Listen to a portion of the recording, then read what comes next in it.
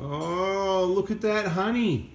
Well, why are you putting honey in the engine? It's meant to be engine oil, honey, not honey. Oh, so here we go. We've got the engine back in. This is an update on the 150 Prado that's got the remap that's having its second engine repair. So the first one was as I mentioned in the other video, a cheap fix, just, one piston, and I'm going to sell it. So that happened, but it came up so good that he didn't want to sell it, but he didn't want to get rid of the remap either. So it cracked another piston. Long story short, this engine is another rebuild, repair. It's got 4 new pistons in it, and it's just got dropped back in. But these guys are absolute machines, and you can see it's all coming together nicely. I predict another couple hours, and we'll be hitting the go button on this. So we'll show you throughout the video. At this point in time, I just want to remind everyone, we are on annual leave now. So although videos are coming out, some of them may be older stuff that we've had in the bank. Some of them we've got a lot of fresher, we've got some really awesome videos there coming out. So stay tuned. Just because we're on annual leave taking a break doesn't mean we're not around. We can't make videos, or we can't put videos out for you to continue your education. And for the people that have asked, have you got someone that we can go to and recommended for before there's a workshop partners? Please don't text and ask me anything while I'm on leave. Use the VIP group, use our Facebook groups. If you're a client and you're in the VIP, that's the place to ask. And where I've got time, or I feel like it, I'll still check Facebook every now and then, 5-10 minutes, particularly in the VIP group, to answer those questions. But I'm sure the other hundreds of experienced members will be able to help out with that information. Also, our For Before There's a Workshop partners quite often also like to take a break. So yes, so please give them a break as well. I'm not saying for the whole of April, but quite often the school holidays is when we take a break. Many school holidays. Summer school holidays is where you most likely might get us to do something, because it's such a long break, and because the weather's good in Melbourne that time of the year, we don't necessarily need to go away places when and where everybody else is. It's more the other 3 lots of school holiday. What is it? March, April, and then in June, in July, whatever, in September. So just giving you the heads up. We've mentioned it before, so please help us help you. Now, there was a post on Facebook yesterday where someone put a photo up, and the photo was about, I don't know, it was about this big. It was about this much, and it said, I got a leak at the water pump, right? So he was just under 300,000 Ks. Sorry about that, I had to go to the toilet. Anyway, so the photo was about this big, and it was a photo of a leaking water pump, and it was like, I'm pretty sure that was the photo, something along these lines anyway. And then there was a few comments. Where was it? I think it was that in the VIP group? No, it wasn't. It was in hashtag 1KD Forever Crew, I think. So it could have been a Hilux, could have been a 120, could have been a 150.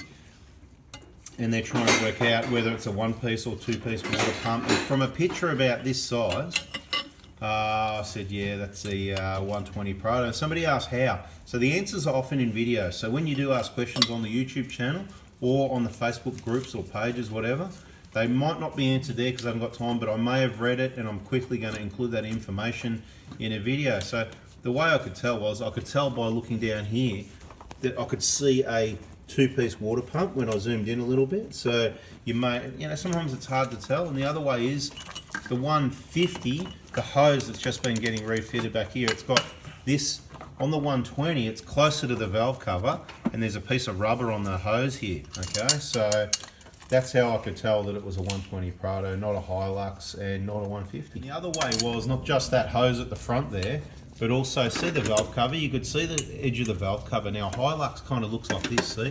You're looking at the valve cover. This isn't a Hilux because the cover that goes over the cover hasn't been reinstalled yet, right?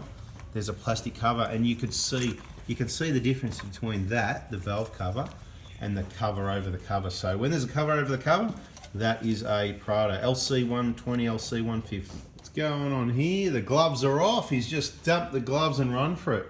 I think that was a lunch break. I'll tell you what, blink and you miss it with these things once you're get regular. Guys, if you keep not changing injectors and cracking pistons, going to get really good at getting these engines in and out quickly and reliably. You're not forgetting anything. As I said before, better to change the injectors and stuff and avoid your chips and tunes and remaps, but we're not fussed. We just share the information how it is. There's been a couple of cracked pistons lately where it puts a question mark to, is it only, because the biggest contributors we've seen is, you know, chips, remaps, tunes, that sort of thing, definitely. Vehicles that have had injectors left in too long, we know that's a cause well documented by Toyota, the wrong combustion. But there's also some that we believe, we haven't had testing done yet to know, but it would appear that a 2014 with only about 120 odd thousand Ks with a cracked piston, you know, because that would have most likely the 110 pistons, most likely definitely the full DLC injectors, but then they could have been out and there could be contamination. It was on a trip starting to travel around Australia, and who knows where the last fuel came from and all that sort of thing. So it is an unknown, but it was towing a lot of weight too, so definitely to the limit. You know, hauling around sort of, you know, they say 2.5 ton, a lot of the people that are towing these big caravans, but the 2.5, what they think is 2.5, once they're fully loaded, the Prado, with all the accessories, you know, all the add-on, all the bull bar and stuff like that. And then the family and the water and the food and all the extras, everything, and in the caravan. Certainly, look, you know, let's be honest here, we know that a lot of them are overweight, and using a little engine like this, a little 4-cylinder diesel engine that's sort of maxed out to haul a load like that around in a big four drive that's modified. The cooling system is compromised. We've been through that before in other videos. In a lot of cases, not always. You know, depending what the installation is, can be compromised. But you know, you've just got a really small engine working hard, constantly hauling that vehicle and caravan around about 6 ton of, and it's like a brick. You know, there's no aerodynamics. So the possibility that people that are towing these massive weights consistently, even if you're doing all the right things, there's a chance that you could end up with a piston cracking. Certainly happens with a lot of other brands. So having a bit of a look around over this side, and looks like the radiator's got to go in, and all those connections, radiator hoses, bits and pieces like that. The engine itself looks like everything's in and connected, all these wiring looms and stuff like that. Everything looks legit to me. Just having a bit of a look around. The belt's just sitting there loosely, obviously, until, you know, the fan comes along. A couple of different ways to do things with that. You can put the belt on and this pulley just cocks a bit sideways, or you can just put the fan on and sort it out later or whatever. Here comes the radiator. Oh, there it is. Look at that. Two-man job lowering the radiator, the whole assembly together. Right, there it is.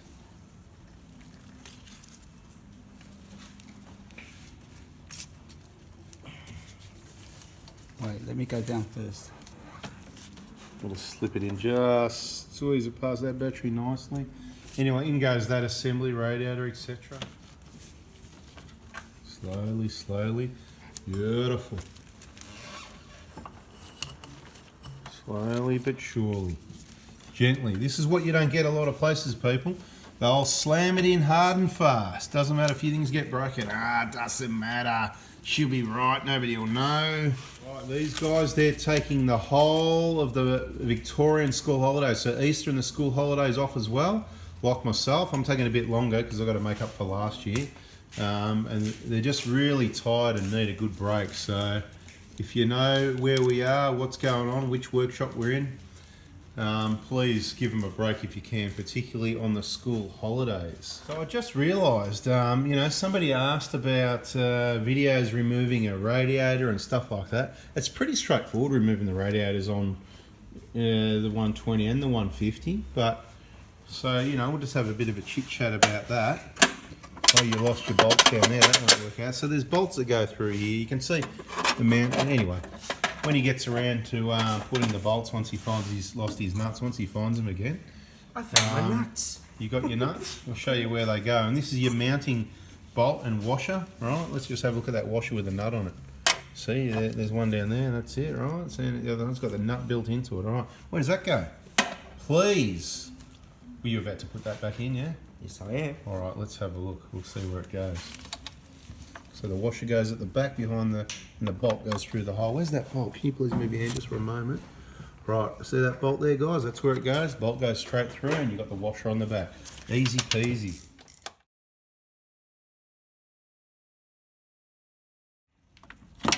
That's tight.